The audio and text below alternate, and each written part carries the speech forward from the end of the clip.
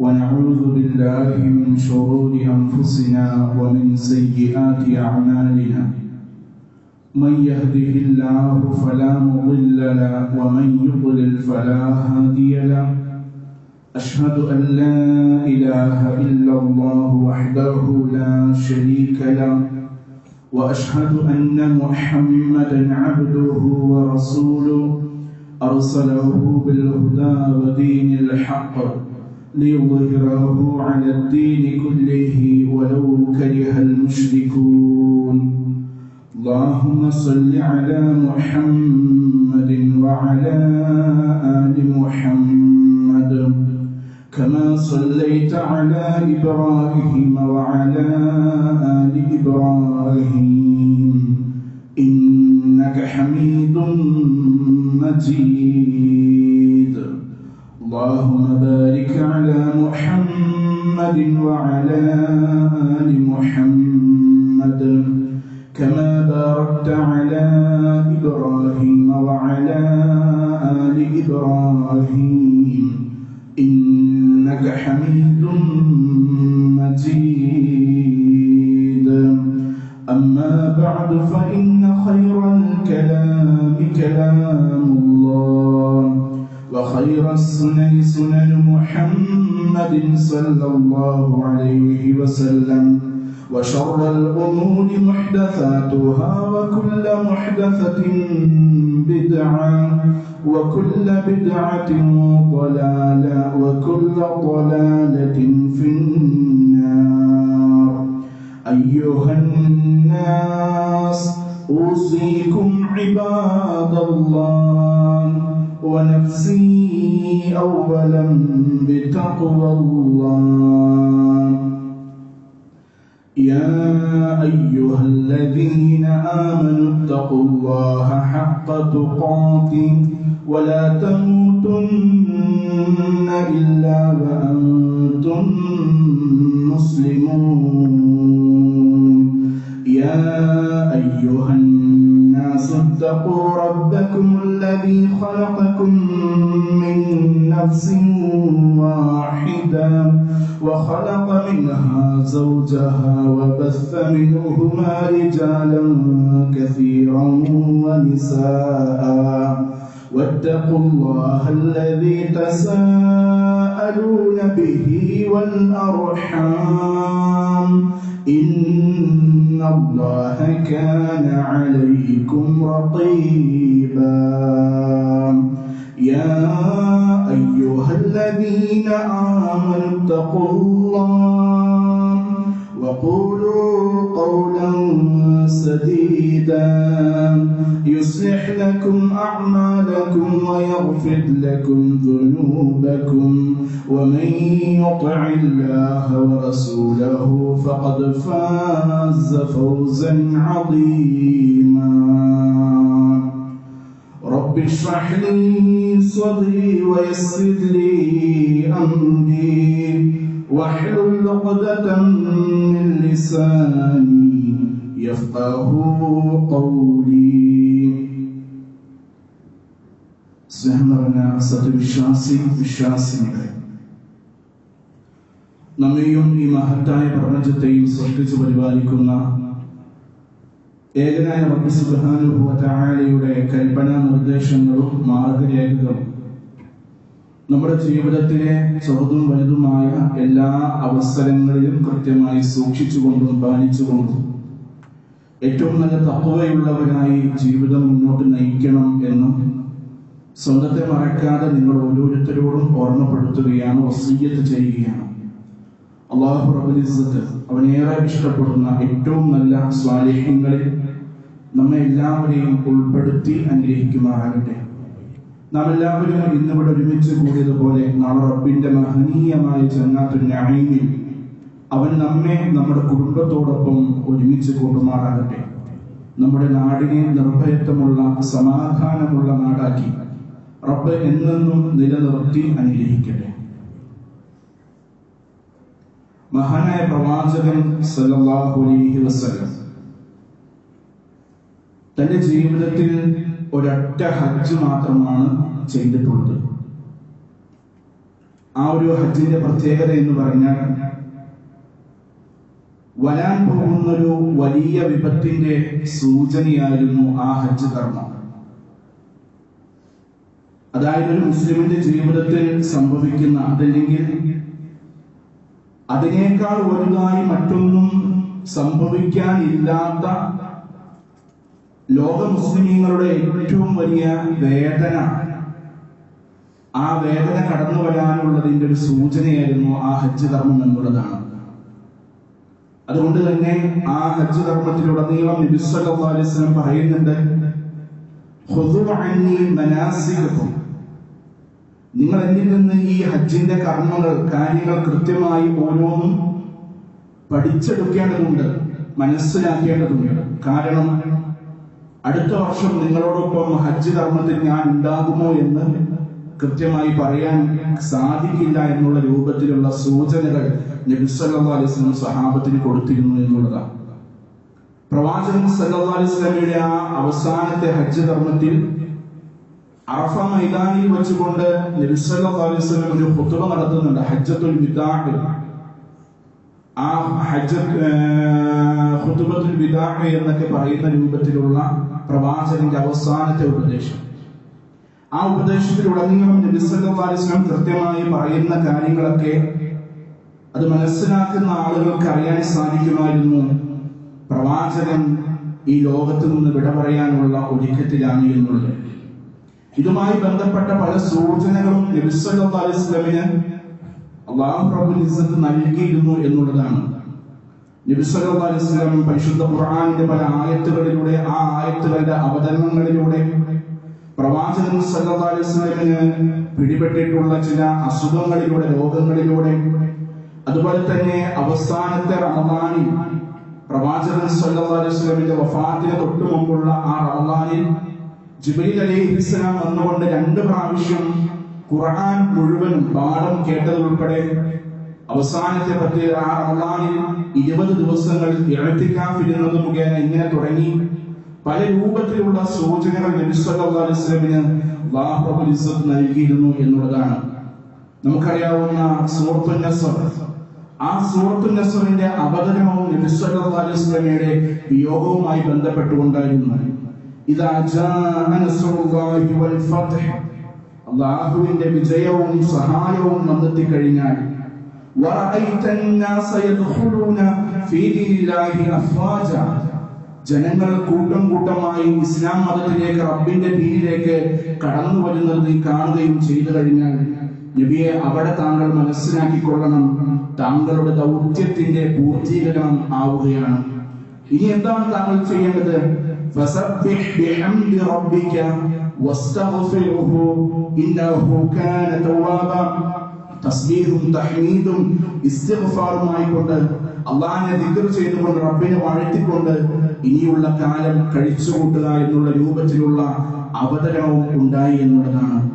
നാം മനസ്സിലാക്കേണ്ടുന്ന കാര്യം, പ്രവാചകൻ സല്ലല്ലാഹു അലൈഹി വസല്ലം അവസാനത്തെ ആ ഖുതുബയിൽ ഹജ്ജത്തുൽ വിദാഇൽ ജനങ്ങളോട്, സ്വഹാബാക്കളോട് പറയുകയുണ്ടായി, ഓരോ കാര്യങ്ങളെ കുറിച്ചും കൃത്യമായ ഉപദേശങ്ങൾ നൽകിയിട്ട് പറഞ്ഞു, അല്ലാഹുമ്മ അശ്ഹദ്, അല്ലാഹുമ്മ അശ്ഹദ്, അല്ലാഹുവേ നീ സാക്ഷിയാണ്, റബ്ബേ നീ സാക്ഷിയാണ്.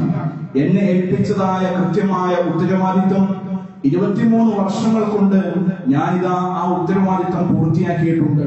റബ്ബേ ഇതിൽ നീ സാക്ഷിയാണ് എന്നുള്ള രൂപത്തിൽ പ്രവാചകനെ ഏൽപ്പിച്ച ആ ജോലി ഹബീബ് റസൂലുള്ളാഹി സ്വല്ലല്ലാഹു അലൈഹി വസല്ലം കൃത്യമായി പൂർത്തീകരിച്ചതായ കാര്യവും സൂചനയും അവിടെ നടന്നു എന്നുള്ളതാണ്. അവിടെ വെച്ചുകൊണ്ടാണ് ലോകത്തിന്റെ നായകൻ ജനങ്ങളോട് പറഞ്ഞത്, തറക്തു ഫീകും അംറൈൻ ലൻ തദില്ലു മാ തമസ്സക്തും ബിഹിമാ. 2 കാര്യങ്ങൾ ഞാൻ നിങ്ങൾക്ക് വിട്ടേച്ചു പോവുകയാണ്. ആ 2 കാര്യങ്ങൾ ആരാണ് മുറുകെ പിടിക്കുന്നത്, ഒരു കാരണവശാലും അവൻ വഴിപിഴച്ചു പോവുകയില്ല. അത് ഒന്ന് അല്ലാഹുവിന്റെ കലാമായ പരിശുദ്ധ ഖുർആനാണ്, 2 പ്രവാചകന്റെ സുന്നത്താണ് എന്ന് നബി സല്ലല്ലാഹു അലൈഹി വസല്ലം പറയുന്നതായി നമുക്ക് കാണാൻ സാധിക്കും. അതുകൊണ്ട് നമ്മുടെ ജീവിതത്തിൽ ഏതൊരു ഘട്ടങ്ങളിലും ഒരു മുസ്ലിം ഖുർആനിനെയും ഹദീസുകളെയും കൃത്യമായി അവലംബമാക്കി കൊണ്ടു നടക്കണം. ഒരു രൂപത്തിലുമുള്ള ഫിത്നകളിലേക്ക്, പ്രയാസങ്ങളിലേക്ക് ആ മനുഷ്യൻ പോവില്ല എന്നുള്ളതാണ്.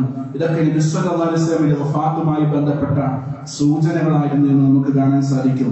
പ്രവാചകൻ സല്ലല്ലാഹു അലൈഹി വസല്ലം ഹിജ്റ 11-ാം വർഷം ഒരു സഫർ മാസം 29-ാം തീയതി ഒരു ജനാസയിൽ പങ്കെടുത്തുകൊണ്ട് തിരിച്ചു വരുന്ന വഴിക്ക് ഹബീബ് റസൂലുള്ളാഹി സ്വല്ലല്ലാഹു അലൈഹി വസല്ലമിന് ശക്തമായൊരു തലവേദന ബാധിക്കുകയാണ്.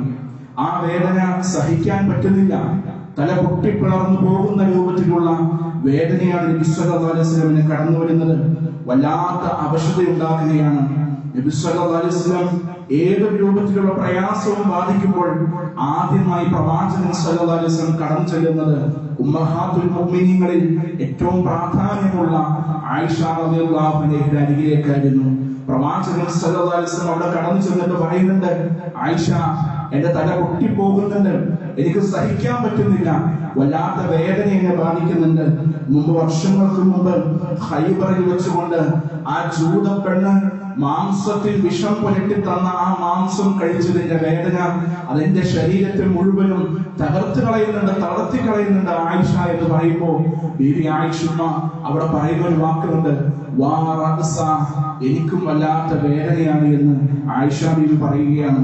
സഹോദരങ്ങളെ, നമ്മൾ മനസ്സിലാക്കണം, അവിടം മുതൽ പ്രവാചകൻ സല്ലല്ലാഹു അലൈഹി വസല്ലമിന്റെ വഫാത്തിന് വേണ്ടിയുള്ള ഒരുക്കങ്ങൾ തുടങ്ങുകയായിരുന്നു എന്നുള്ളതാണ്. ഓരോ ദിവസം കടന്നു ചെല്ലുന്തോറും നബി സല്ലല്ലാഹു അലൈഹി വസല്ലമിന്റെ പ്രയാസങ്ങൾ കൂടി വരികയാണ്.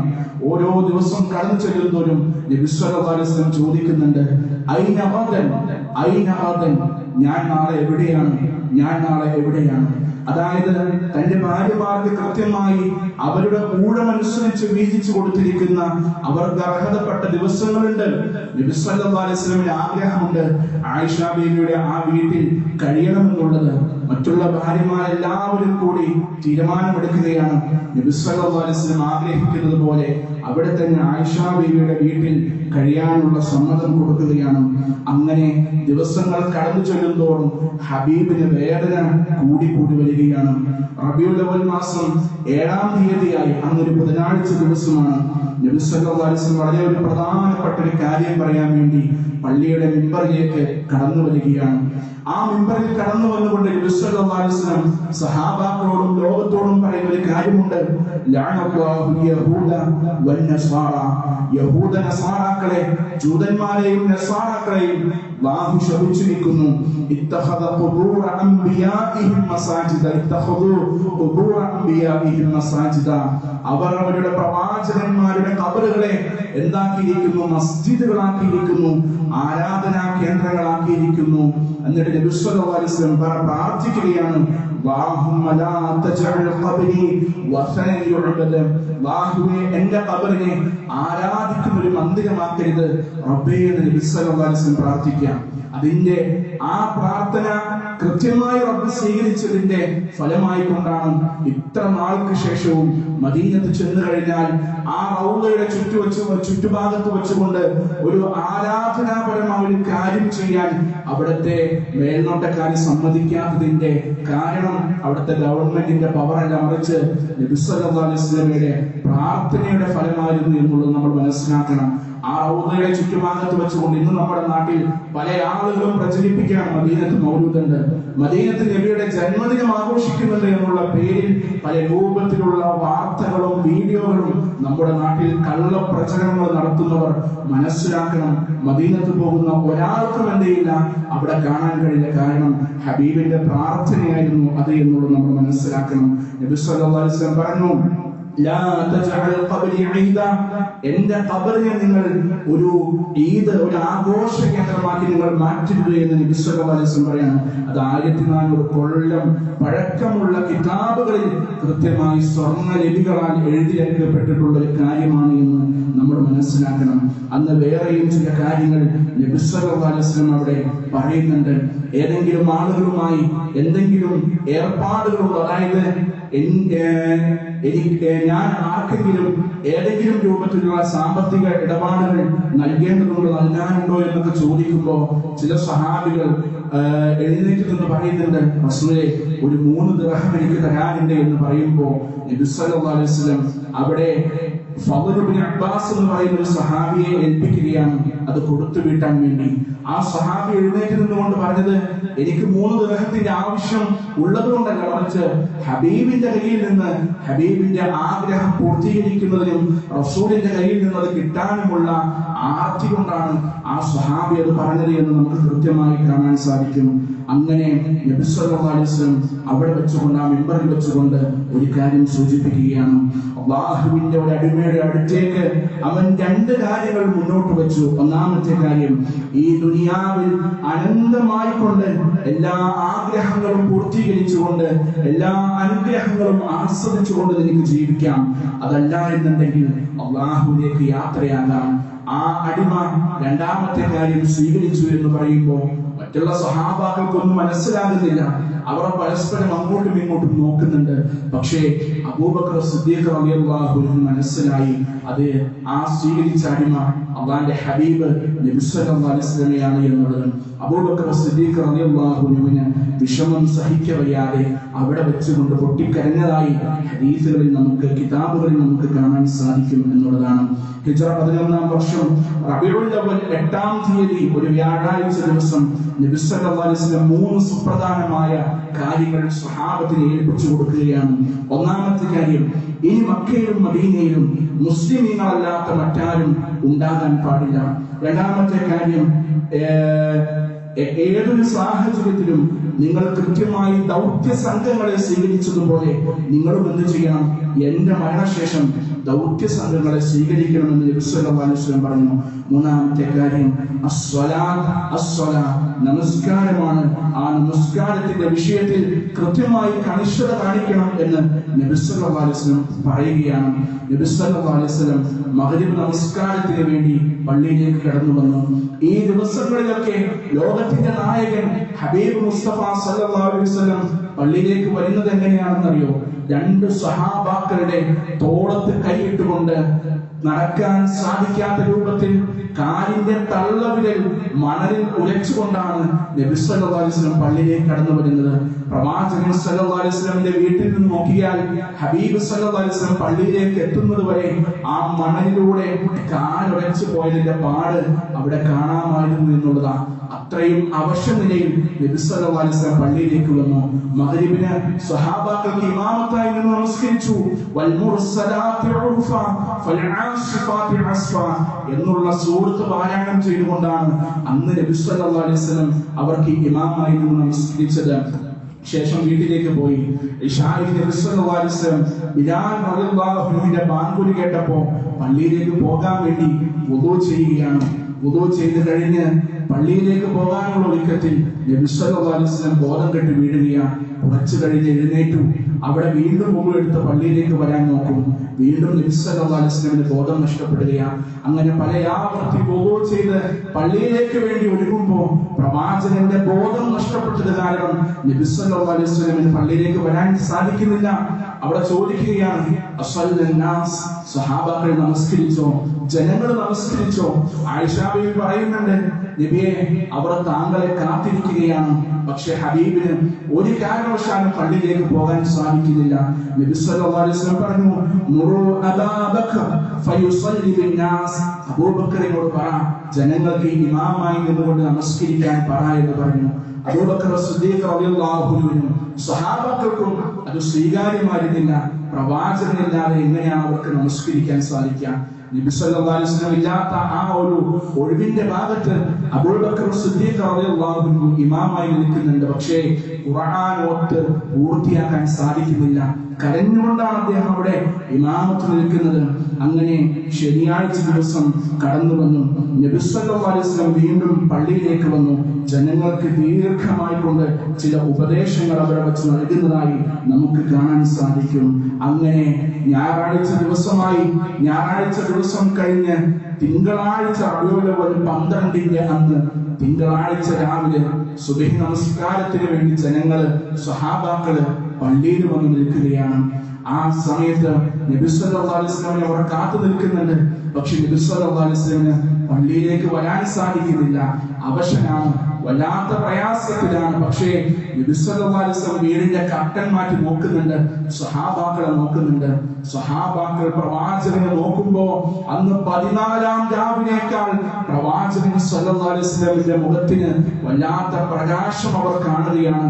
ഈ സ്വഹാബാക്കൾ വിചാരിച്ചു, ഇൻഷാ അല്ലാഹ് ളുഹറിന് നബി സല്ലല്ലാഹു അലൈഹി വസല്ലം നമ്മുടെ കൂടെ ഉണ്ടാകും. പ്രവാചകന്റെ പിന്നിൽ നിന്നുകൊണ്ട്, പ്രവാചകന് ഇമാമായി നമുക്ക് മഅ്മൂമായി നിന്നുകൊണ്ട് ജമാഅത്ത് നമസ്കാരത്തിൽ പങ്കെടുക്കാമെന്ന് ഈ സ്വഹാബാക്കളൊക്കെ വല്ലാതെ പ്രതീക്ഷിച്ചു പോയി. അതോടൊപ്പം തന്നെ ഈ സ്വഹാബാക്കൾ പ്രവാചകന്റെ മുഖം കാണുമ്പോൾ, വല്ലാതെ പ്രകാശിക്കുന്ന ആ മുഖം കാണുമ്പോൾ അതിന്റെ സന്തോഷത്താൽ മതിമറന്നു നിന്നുകൊണ്ട് അവർ വിചാരിച്ചു, ഞങ്ങളുടെ നമസ്കാരം എന്നാലും തെറ്റിപ്പോകുമോ എന്നുള്ള ഭയത്താലാണ് അവർ സുബ്ഹി നമസ്കാരത്തിന് പങ്കെടുക്കുന്നത്.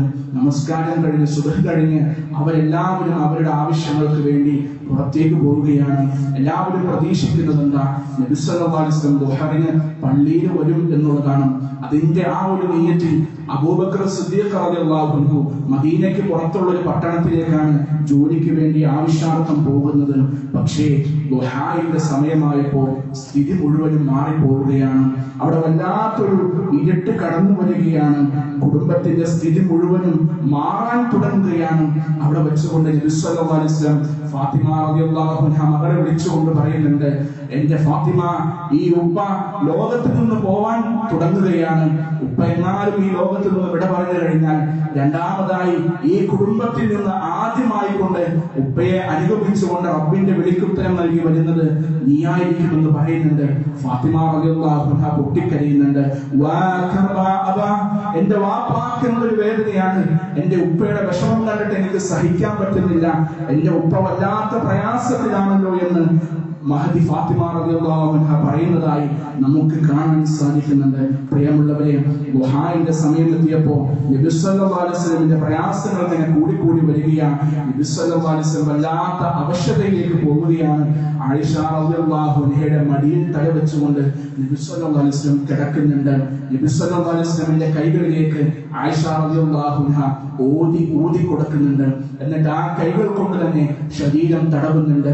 ആയിഷ റളിയല്ലാഹു അൻഹയുടെ സഹോദരൻ അബ്ദുറഹ്മാൻ അവിടെ വരുമ്പോൾ അബ്ദുറഹ്മാന്റെ പോക്കറ്റിൽ ഒരു അറാഖിന്റെ കുള്ളിയുണ്ട്. ആ അറാഖിന്റെ കുള്ളി നോക്കുന്നത് കാണുമ്പോൾ നബി സല്ലല്ലാഹു അലൈഹി വസല്ലം അതിലേക്ക് നോക്കുന്നത് കാണുമ്പോൾ അത് വാങ്ങി സ്വന്തം വായിലിട്ട് പല്ലുകൊണ്ട് കടിച്ച് അത് പദവലറ്റിക്കൊണ്ട് നബി സല്ലല്ലാഹു അലൈഹി വസല്ലമയുടെ പല്ല് തേപ്പിച്ച് കൊടുക്കുകയാണ്, വായ വൃത്തിയാക്കി കൊടുക്കുകയാണ് മഹദിയായ ആയിഷ റളിയല്ലാഹു അൻഹ. ആ സമയത്ത് നബി സല്ലല്ലാഹു അലൈഹി വസല്ലം പറയുന്നത്, നമസ്കാരം സൂക്ഷിക്കണം കേട്ടോ, നിങ്ങൾ നമസ്കാരത്തിന്റെ കാര്യത്തിൽ അതീവ ശ്രദ്ധ നിങ്ങൾ വരുത്തണം കേട്ടോ എന്ന് നബി സല്ലല്ലാഹു അലൈഹി വസല്ലം പറയുകയാണ്. അങ്ങനെ പെട്ടെന്ന് എല്ലാ ഉപദേശങ്ങളും അവിടെ നിലച്ചു പോകുന്നുണ്ട്. നബി സല്ലല്ലാഹു അലൈഹി വസല്ലമിന്റെ അനക്കമൊക്കെ ഇങ്ങനെ നിന്നു തുടങ്ങുകയാണ്. നബി സല്ലല്ലാഹു അലൈഹി വസല്ലമിന്റെ ചുണ്ടുകൾ എന്തോ മന്ത്രിക്കുന്നുണ്ട്. അതെന്താണെന്ന് അറിയാൻ വേണ്ടി പ്രവാചകന്റെ ചുണ്ടിലേക്ക് ആയിഷ റളിയല്ലാഹു അൻഹ ഇങ്ങനെ ചെവി വെച്ച് നോക്കുമ്പോൾ നബി സല്ലല്ലാഹു അലൈഹി വസല്ലം പറയുന്നത്, അല്ലാഹുമ്മ ഗഫിർലി, അല്ലാഹുവേ എനിക്ക് നീ പുറത്തു തരണേ റബ്ബേ, വറഹംനി, എന്നോട് കരുണ കാണിക്കണേ റബ്ബേ. ആരാണ് സഹോദരങ്ങൾ ഇത് പറയുന്നത്? ലോകത്തിന്റെ നായകൻ, ഒരു തെറ്റുപോലും ജീവിതത്തിൽ സംഭവിക്കാത്ത, ഒരു തെറ്റുപോലും ചെയ്യാത്ത ലോകത്തിന്റെ നായകൻ പറയാണ്, അല്ലാഹുമ്മ ഗഫിർലി വറഹംനി, അല്ലാഹുവേ എനിക്ക് നീ പുറത്തു തരണേ റബ്ബേ, എന്നോട് നീ കരുണ കാണിക്കണേ റബ്ബേ.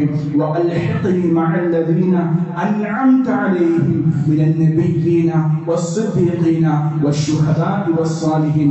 അല്ലാഹുവേ നിന്റെ പ്രവാചകന്മാരുടെ കൂടെ, സത്യവാന്മാരുടെ കൂടെ, ശുഹദാക്കളുടെ കൂടെ, സദ്വൃദ്ധരുടെ കൂടെ എന്നെ നീ കൂട്ടിച്ചേർക്കുകയും ചെയ്യണേ റബ്ബേ എന്ന് പറഞ്ഞുകൊണ്ട് നബി സല്ലല്ലാഹു അലൈഹി വസല്ലം ചൂണ്ടുവിരൽ ആകാശത്തേക്ക് ഉയർത്തിക്കൊണ്ട് പറയുന്നുണ്ട്, ഇല റഫീഖിൽ അഅല, ഇല റഫീഖിൽ അഅല, ഉന്നതനായ എന്റെ കൂട്ടുകാരന്റെ അരികിലേക്ക്, ഉന്നതനായ എന്റെ കൂട്ടുകാരന്റെ അടുത്തേക്ക് എന്ന് പറഞ്ഞുകൊണ്ട് നബി സല്ലല്ലാഹു അലൈഹി വസല്ലം പറഞ്ഞ് ആ ഉയർത്തിയ കൈ ഇങ്ങനെ മെല്ലെ താഴേക്ക് വീണ് ഈ ലോകത്തോട് വിട പറയുകയാണ് ലോകത്തിന്റെ നായകൻ ഹബീബ് മുസ്തഫ സല്ലല്ലാഹു അലൈഹി വസല്ലം. ആ ചുണ്ടുകളൊക്കെ നിശബ്ദമായി പോയി. നമ്മുടെ ഹബീബ് ലോകത്ത് നിന്ന് വിട പറഞ്ഞു. സഹാബാക്കൾ ഓടിക്കൂടി, വിശ്വസിക്കാൻ പറ്റുന്നില്ല അവർക്ക്. ഉമർ റളിയല്ലാഹു അൻഹു വന്നു. ആകെ അദ്ദേഹത്തിന്റെ സമനില തെറ്റിക്കൊണ്ട് ഉമർ റളിയല്ലാഹു അൻഹു പറയുന്നുണ്ട്, ഈ ലോകത്തിന്റെ നായകൻ, എന്റെ പ്രവാചകൻ വഫാത്തായി മരണപ്പെട്ടു എന്ന് പറയുന്നവന്റെ തല ഞാൻ എടുക്കുമെന്ന് പറയുന്ന സമ്മതം പറ്റിക്കൊണ്ട് ഉമർ റളിയല്ലാഹു അൻഹു പറയാം, അത്രയ്ക്കും ഇഷ്ടമായിരുന്നു. മദീനയുടെ പുറം ഭാഗത്ത് നിന്ന് ഈ വാർത്ത കേട്ട് അബൂബക്കർ റളിയല്ലാഹു അൻഹു ഓടി വരുന്നുണ്ട്. നബി സല്ലല്ലാഹു അലൈഹി വസല്ലമയെ വന്ന് നോക്കുന്നു. നെറ്റിയിലൊരു ചുംബനം കൊടുത്തിട്ട് പുറത്തേക്ക് വന്ന് എല്ലാ സമനിലയും തെറ്റി ആക്രോശിച്ചു നിൽക്കുന്ന ഉമർ റളിയല്ലാഹുവിന്റെ അടുക്കൽ വന്നുകൊണ്ട് പറയാണ്, വമാ മുഹമ്മദുൻ ഇല്ലാ റസൂലുൻ ഖദ് ഖലത് മിൻ ഖബ്ലിഹി റുസുൽ എന്ന് പറഞ്ഞ ഒരായത്തുണ്ട്. മുഹമ്മദ് ഒരു പ്രവാചകൻ മാത്രമാണ്, അദ്ദേഹത്തിന് മുമ്പും പല പ്രവാചകന്മാരും കടന്നു പോയിട്ടുണ്ട് എന്നൊക്കെ പറഞ്ഞ് എന്ത് ചെയ്യുന്നു, ഈ ആയത്തോടാണ് അബൂബക്കർ റളിയല്ലാഹു അൻഹു. അങ്ങനെ ഈ ആയത്ത് കേട്ടപ്പോഴാണ് ഉമർ റളിയല്ലാഹു അൻഹു ബോധ്യമാകുന്നത് ഹബീബ് വഫാത്തായിട്ടുണ്ട്, ലോകത്ത് നിന്ന് വിട പറഞ്ഞു പോയിട്ടുണ്ട് എന്നുള്ളത്. അനസ് റളിയല്ലാഹു അൻഹുവിന്റെയും മറ്റുള്ള സ്വഹാബാക്കളുടെയും ചരിത്രം നമ്മൾ പരിശോധിക്കുമ്പോൾ എല്ലാ സമനിലയും തെറ്റിക്കൊണ്ടാണ് ഈ സ്വഹാബാക്കൾ ആ രംഗത്തെ സ്വീകരിക്കുന്നതായി നമുക്ക് കാണാൻ സാധിക്കുന്നത്. അതുകൊണ്ട് തന്നെ നബി സല്ലല്ലാഹു അലൈഹി വസല്ലം പറഞ്ഞു, നിങ്ങളുടെ ജീവിതത്തിൽ എന്തെങ്കിലും ഒരു പ്രയാസം, എന്തെങ്കിലും ഒരു ബുദ്ധിമുട്ട് നിങ്ങൾക്ക് ബാധിക്കുകയാണെങ്കിൽ നിങ്ങൾ എന്റെ മരണത്തെ കുറിച്ച് ആലോചിച്ചാൽ മതി. ഒരു മുസ്ലിമിന് പ്രവാചകൻ സല്ലല്ലാഹു അലൈഹി വസല്ലമിന്റെ വഫാത്തിനേക്കാൾ മറ്റൊന്നും, അതിനേക്കാൾ വലിയ ദുരന്തവും ഈ ലോകത്ത് നമുക്ക് ബാധിക്കാനില്ല എന്ന് നബി സല്ലല്ലാഹു അലൈഹി വസല്ലം പറയുന്നുണ്ട്. സഹോദരങ്ങളെ, ഈ ലോകം തന്നെ ഇരുട്ടിലായി പോയ, മുസ്ലിം സമുദായത്തിന്റെ വെളിച്ചം കെട്ടുപോയ, ഇത്രയും വലിയ ഭീകരത, ഈ രൂപത്തിലുള്ള ഭയാനകമായ ഒരു സംഭവം നടന്ന ഒരു ദിവസമാണ് റബീഉൽ അവ്വൽ 12. അതാണ് ഇന്ന് 1500 വർഷങ്ങൾക്ക് ശേഷം ഇന്നും ഒരു റബീഉൽ അവ്വൽ 12 മുസ്ലിങ്ങളുടെ മനസ്സുകളിലേക്ക് കടന്നു വരേണ്ടത്. അവന്റെ സമനില തെറ്റിപ്പോകുമാർ, അവന്റെ മനസ്സിനെ കിടുകിട പറപ്പിക്കുമാർ അവന്റെ മനസ്സുകളിലേക്ക് കടന്നു വരേണ്ടത് നമ്മുടെ ഹബീബിന്റെ വിയോഗമായിരിക്കണം. അതല്ലാത്ത മറ്റൊന്നും നമ്മുടെ മനസ്സുകളിലേക്ക് വരാനില്ല. അതുകൊണ്ട് കൃത്യമായ നിയ്യത്തോടു കൂടി കാര്യങ്ങളെ ഗ്രഹിച്ചുകൊണ്ട് തഖ്വയോടുകൂടി ജീവിക്കുക. അല്ലാഹു സുബ്ഹാനഹു വ തആല വിശ്വാസികളിൽ നമ്മെ എന്നും നിലനിർത്തി അനുഗ്രഹിക്കുമാറാകട്ടെ.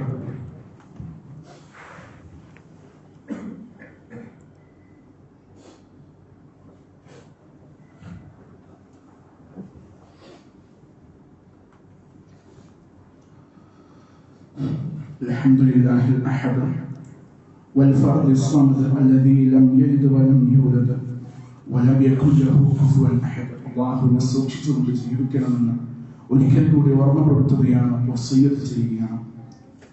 സഹോദരങ്ങളെ, നബി സല്ലല്ലാഹു അലൈഹി വസല്ലം പറയുന്നുണ്ട്, യാ അയ്യുഹന്നാസ്, ഹേ ജനങ്ങളെ, ഇയ്യാകും വൽ ഖുലൂവ ഫിദ്ദീൻ, മതത്തിലെ അതിരുകവിയുക എന്നുള്ളതിനെ നിങ്ങൾ അതീവ ശ്രദ്ധയോടുകൂടി സൂക്ഷിക്കണം. ഫഇന്നഹു അഹ്ലക മൻ കാന ഖബ്ലകുമുൽ ഖുലൂവ ഫിദ്ദീൻ, നിശ്ചയം നിങ്ങളുടെ മുൻഗാമികൾ നശിച്ചത് മതത്തിലെ അതിരുകവിയൽ കാരണമാണ് എന്ന് നബി സല്ലല്ലാഹു അലൈഹി വസല്ലം പറഞ്ഞു.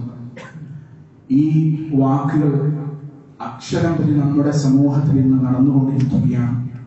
പ്രവാചകൻ സല്ലല്ലാഹു അലൈഹി വസല്ലമയുടെ കൽപ്പനകൾ ഒരിക്കൽ പോലും ജീവിതത്തിൽ പ്രാവർത്തികമാക്കാതെ, നബി സല്ലല്ലാഹു അലൈഹി വസല്ലമയുടെ സുന്നത്തുകൾ പാലിക്കാതെ പല മുസ്ലിം സമുദായത്തിലെ ആളുകളും വല്ലാതെ അതിരുകവിഞ്ഞുകൊണ്ടിരിക്കുകയാണ്. മറ്റുള്ള മതസ്ഥരുടെ ആഘോഷങ്ങളും ആർഭാടങ്ങളും കടമെടുത്തുകൊണ്ട് ഇന്ന് മുസ്ലിം സമുദായം ഏതൊരു കാര്യത്തിലേക്ക് പോകരുത് എന്നാണ് ലോകത്തിന്റെ നായകൻ കൽപ്പിച്ചത്, അതിലേക്ക് ഇന്ന് മൂക്കുകുത്തി വീഴുന്ന ഒരു അവസ്ഥ നമുക്ക് കാണാൻ സാധിക്കുമെന്നുള്ളതാണ്. എന്തൊക്കെ ചെയ്യാൻ പാടില്ല, എന്തൊക്കെ ഉണ്ടാകാൻ പാടില്ല എന്ന് കൽപ്പിച്ചിട്ടുണ്ട്, അതൊക്കെ ഇന്ന് ചാണായും മുഴത്തിൽ മുഴമായും നമ്മുടെ സമുദായം ഇന്ന് ചെയ്തുകൊണ്ടിരിക്കുന്നുണ്ട്. അത് ഈ കഴിഞ്ഞ ദിവസങ്ങളിലായി ഇന്നും നമ്മളെല്ലാവരും കണ്ടുകൊണ്ടിരിക്കുന്നതാണ്. നമുക്ക് ഏറ്റവും ഇഷ്ടപ്പെട്ട ഒരു വ്യക്തിയോടുള്ള സ്നേഹം എങ്ങനെയാണ് നമ്മൾ പ്രകടിപ്പിക്കുക? ആ വ്യക്തിയോട് അനുസരണം കാണിച്ചുകൊണ്ട്, ആ വ്യക്തി നമ്മളോട് എന്തെങ്കിലും കാര്യങ്ങൾ പറഞ്ഞിട്ടുണ്ടെങ്കിൽ അതൊക്കെ പാലിച്ചുകൊണ്ടും അനുസരിച്ചുകൊണ്ടുമൊക്കെയാണ് ഇഷ്ടം നമ്മൾ പ്രകടിപ്പിക്കുന്നത്. നമുക്ക് നമ്മുടെ മാതാപിതാക്കൾ ഇഷ്ടം, എങ്ങനെ അവരോടുള്ള ഇഷ്ടം നമ്മൾ പ്രകടിപ്പിക്കുക? ഉമ്മയും വാപ്പയും എന്താണോ നമ്മളോട് പറയുന്നത് അത് നമ്മൾ അനുസരിക്കുന്നു എന്നുള്ളതാണ്. പക്ഷെ നബി സല്ലല്ലാഹു അലൈഹി വസല്ലമയോട് ഇഷ്ടമുണ്ടോ? ഇഷ്ടമുണ്ടെന്ന് നമ്മൾ വലിയ വാചാലതയിൽ പറയും, മദ്ഹുകളൊക്കെ വല്ലാതെ ആവേശത്തിൽ ചില ആളുകൾ പാടും. പക്ഷേ പ്രവാചകന്റെ സുന്നത്ത് ജീവിതത്തിൽ പകർത്താൻ, പ്രവാചകൻ പറഞ്ഞ കാര്യങ്ങളെ പാലിക്കാൻ ഒരാളും തയ്യാറാകുന്നില്ല. അവിടെയൊക്കെ അതിര് കവിഞ്ഞുകൊണ്ട് പല ആളുകളും ശിർക്കിന്റെയും കുഫ്റിന്റെയും മാർഗത്തിലേക്ക് പോയിക്കൊണ്ടിരിക്കുന്നത്. അതുകൊണ്ട് കാര്യങ്ങളെ കൃത്യമായി പഠിക്കണം, മനസ്സിലാക്കണം. ജീവിതത്തെ കൃത്യമായ ദിശാബോധത്തോടുകൂടി മുന്നോട്ട് നയിക്കണം. അല്ലാഹു സുബ്ഹാനഹു വ തആല മുഅ്മിനായി ജീവിക്കുവാനും മുഅ്മിനായി മരിക്കുവാനും നമുക്കെല്ലാവർക്കും തൗഫീഖ് നൽകി അനുഗ്രഹിക്കുമാറാകട്ടെ. നമ്മിൽ നിന്നും വന്നുപോയ ചെറുതും വലുതുമായ എല്ലാ വീഴ്ചകളും അല്ലാഹു റബ്ബുൽ ഇസ്സത്ത് നമുക്ക് വിട്ടുപുറത്ത് മാപ്പാക്കി തരുമാറാകട്ടെ. നമ്മുടെ കൂട്ടത്തിൽ നിന്ന് മരണപ്പെട്ടു പോയ മാതാപിതാക്കൾ, ബന്ധുമിത്രാദികൾ, ആദർശ സുഹൃത്തുക്കൾ, നാട്ടുകാർ എല്ലാവർക്കും മഗ്ഫിറത്തും റഹ്മത്തും നൽകി അനുഗ്രഹിക്കുമാറാകട്ടെ. നമ്മുടെ മാതാപിതാക്കൾക്ക് അല്ലാഹു സ്വർഗ്ഗം നൽകുമാറാകട്ടെ. നമ്മുടെ കൂട്ടത്തിൽ പല രൂപത്തിലുള്ള അസുഖങ്ങൾ കൊണ്ട് ബുദ്ധിമുട്ടുന്നവരുണ്ട്. അല്ലാഹു സുബ്ഹാനഹു വ തആല അവരുടെയും നമ്മുടെയും എല്ലാ പ്രയാസങ്ങളും നീക്കി പൂർണ്ണമായ ആരോഗ്യവും ആഫിയത്തും നമുക്ക് നൽകി അനുഗ്രഹിക്കുമാറാകട്ടെ. നമ്മുടെ മക്കളെ കണ്ണിന് കുളിർമയുള്ള, മനസ്സിന് സന്തോഷം തരുന്ന, ഇഹത്തിലും പരത്തിലും ഉപകാരപ്രദമായ മക്കളാക്കി വളർത്തിയെടുക്കാൻ അല്ലാഹു നമുക്ക് തൗഫീഖ് നൽകുമാറാകട്ടെ. നാം അനുഭവിക്കുന്ന ശാരീരികമായ, മാനസികമായ എല്ലാ പ്രയാസങ്ങളിൽ നിന്ന്, ബുദ്ധിമുട്ടുകളിൽ നിന്ന്, ടെൻഷനുകളിൽ നിന്ന്, സങ്കടങ്ങളിൽ നിന്ന്, സാമ്പത്തിക പിരിമുറുക്കങ്ങളിൽ നിന്ന്, എല്ലാ വിധത്തിലുമുള്ള പ്രയാസങ്ങളിൽ നിന്ന്, പരീക്ഷണങ്ങളിൽ നിന്ന് അല്ലാഹു നമ്മെ എല്ലാവരെയും കാത്തുരക്ഷിക്കുമാറാകട്ടെ. اللهم اغفر للمؤمنين والمؤمنات المسلمين والمسلمات الأحياء منهم والأموات إنك سميع قريب مجيب الدعوات ويا قاضي الحاجات. اللهم أجرنا من النار، اللهم أجرنا من النار، اللهم أجرنا من النار. ربنا آتنا في الدنيا حسنة وفي الآخرة حسنة وقنا عذاب النار. ربنا تقبل منا إنك أنت السميع العليم وتب علينا إنك أنت التواب الرحيم. آمين آمين برحمتك يا أرحم الراحمين والحمد لله رب العالمين.